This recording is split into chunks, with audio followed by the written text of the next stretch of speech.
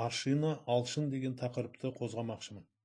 Өйткені кіші жүз құрамындағы алшын атанып жүрген ру иелерін бүгінгі еліміздегі тарих сахнасында алши-тазар деп жариялап жүргендер шығуда. Әлбетте атақазақ кіші жүзге найза бер де жауға қой деп нақыл өсиетін бекер айтпаған болса керек. Сондықтан кіші жүз құрамындағы 12 ата байұлы және 6 ата әлімұлы ру халқын қайдан шыққанына көз жүгіртіп көрелік. Бұнда айтылатын ақпарат кейбір тарих көздерінен алынып отыр. Бәрібірдей бір ауыздан мақұлданбаса да, және де өзіңнің жасаған тұжырымың болып есептеледі. Ертеде біздің заманымызға дейін 5-6 ғасырда бүгінгі Қазақстанның батыс аймағын Дах аталатын тайпа мекен еткен. Сол кезден өздерінің жауынгершіліктерін әлемге паш етіп, айналасындағы көрші мемлекеттерге үстемділігін жүргізіп отырған, келген жаудың мысын басып. Біздің заманымызға дейін 4 ғасырда Қытай мемлекеті ғұндарды өздерінің солтүстік батыстағы күшті бәсекелес жауы деп есептеген. Және сол заманнан бастап Қытай қорғаны аталып кеткен құрылысын салып бастаған деседі. Бүгінгі заманда белгілі болған Қытай қорғанының ұзындығы 24 000 шақырым, әрі оны 500 жыл мерзімде құрған болатын. Ғұндарда мемлекеттіліктің негізі біздің заманымызға дейін 3 ғасырдан бастады. Ғұндар мемлекетінің толық қалыптастырып, оны саяси жүйесін құрушы ірі саяси тұлға Мөде Хаған, кей деректерде Мете Хаған деп аталады. Әрі сол Мете Хағанның құрған мемлекеті біздің заманымыздың 5 ғасырының жартысына дейін өмір сүрді.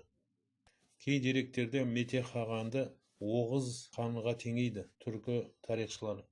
Әрі ескеретін жайт, түркі әскерінің құрылған күні Мете ханның таққа келуімен теңейді, яғни біздің заманымызға дейін 209 жылдан басталады. 5-6 ғасырларда Қытаймен шекаралас болған Дай мемлекеті де болғанын тарих көздерінен білеміз. Олар бұрын ғұн мемлекетінің құрамында болып, кейін билікті өз қолдарына алып, Қытайға шапқыншылық жасаған делінеді.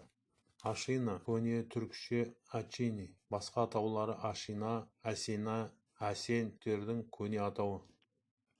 439 жылы Қытай деректері бойынша 500 үйлі Ашина тайпасы солтүстік Қытайдағы Шанси аймағының батыс бөлігін мекендеген. Бұл жерді 4 ғасырда ғұндар мен сән-билер жаулап алды. Ашиналар сол кезде ғұн әмірі Мұғаның қол астында болған.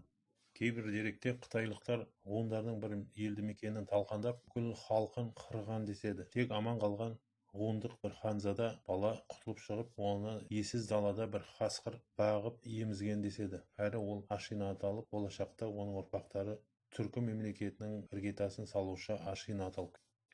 Меніңше сол 4 ғасырда ыдыраған Дай мемлекетінің жұрты Ашина Қытайға бағынудан бас тартып, Алтай тауларының оңтүстік бетін қоныстанған, темір өндірісін қолға алып. Бұмен қаған түркілердің өздері мәңгі ел деп атаған әйгілі бірінші түркі қағанатының негізін қалаушы тарихи ұлы тұлғалардың бірі.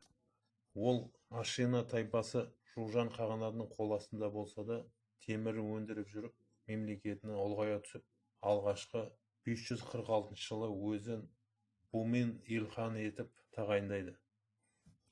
Және одан әрі Жужан қағанатына наразылық білдіріп жүрген теле тайпаларын өз қол астына алып, одан әрі өзінің мемлекеті ұлғая түседі. Содан 552 жылы түркі қағанатын құрып, Жужан қағанатын ыдыратады. Алайда ол 552 жылы дүние салып, оның тағына оның үлкен ұлы Ысық қаған болып тағайындалады. Лақап аты Қара. Әрине бұл Ысық кіші жүздегі Ысық руының арғы атасы болып қалуы ғажап емес. Қара Ысық билік құрған жылдарда түркі қағанаты Орта Азияда саяси үстемдікке ие болады. Олар Манжурдағы қидандарды, Енисейдегі қырғыздарды бағындырады. Солтүстік Қытайды алым-салық төлеп тұруға мәжбүр етеді. 563-567 жылдар Ефталит патшалығын басып алады. Міне осыдан кейін олардың жері Каспий теңізінен солтүстік Индияға дейін және шығыс Түркістанға дейін созылып жатқан. және де ол қайтыс болғаннан кейін оның мұрагерлері тақ басында жер орта теңізіне дейін баратын жібек жолына иелік етеді. Олар өздерінің жаулап алу жорықтарын жүргізуде Иранға қарсы Византиямен одақтасты. 571 жылы түріктердің әскери қолбасшысы Иштими солтүстік Кавказды басып алады. Сөйтіп Керчь түбегіне Босфорға шықты. Оның баласы Санф Керчьті басып алып, 576 жылы Қырымға шабуыл жасады.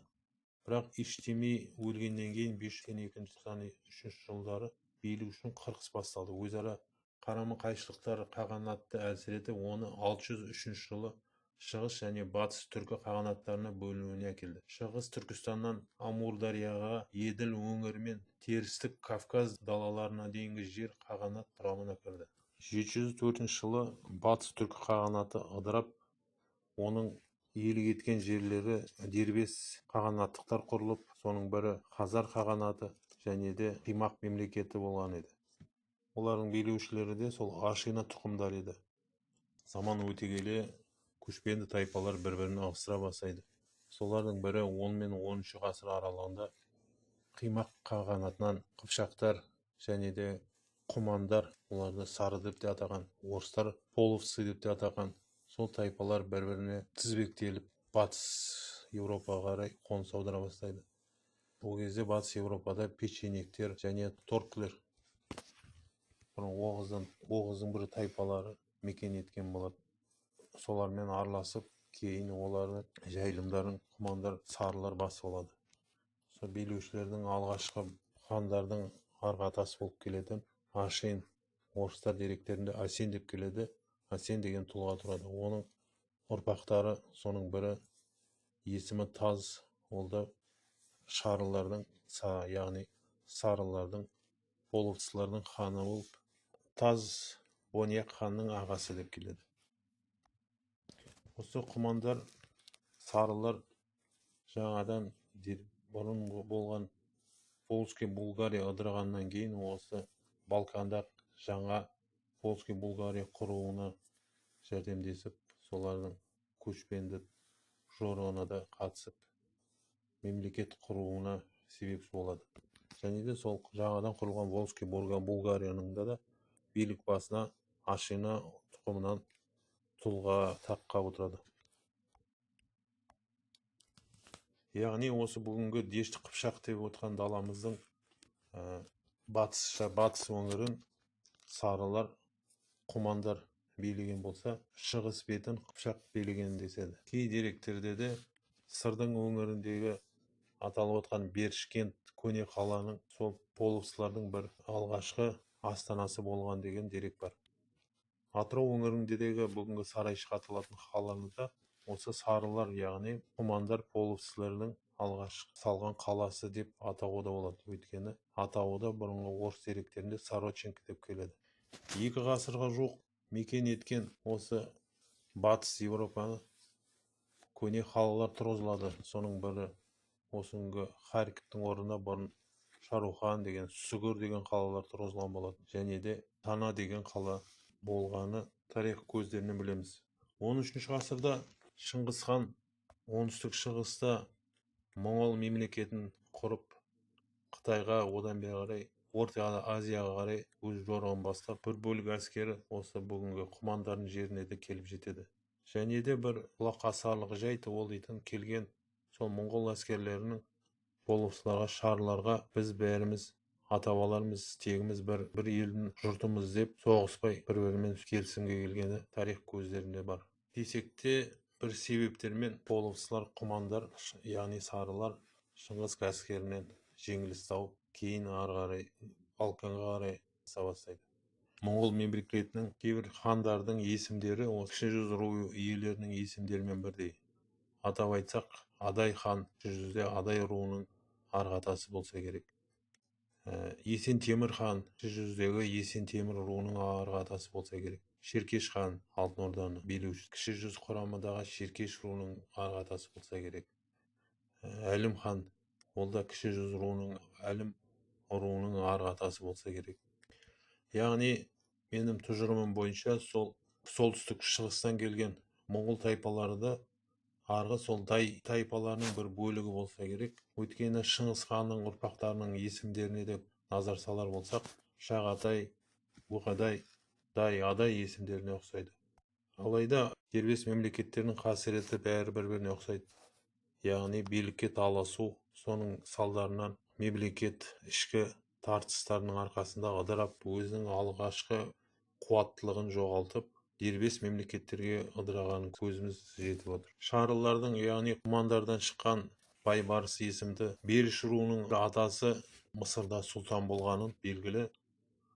Сол мысырлық тарихшылардың жазып кеткен деректері бойынша, оның өзін шыққан теңін Половецкая степь, яғни құман жерінен шыққанын жазады. Және де Бурчоғлу, Берчоғлу деп, яғни кіші жүз ру құрамындағы Беріш руынан шыққанын кейбір тарихшылар айтады.